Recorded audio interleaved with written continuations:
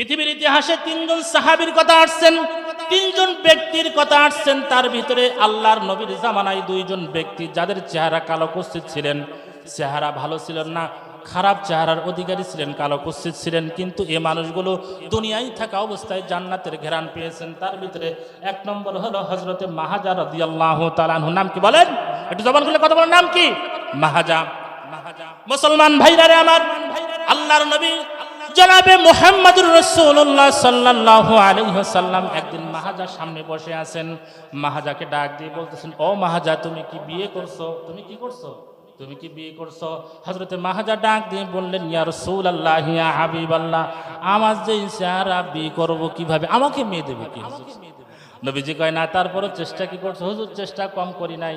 মেয়েরা পছন্দ করে না, মেয়েদের গার্জেনও আমাকে পছন্দ করে না। আমার যেই চেহারা মেয়ে দেখতে যাব, আমারই তো লজ্জা লাগে।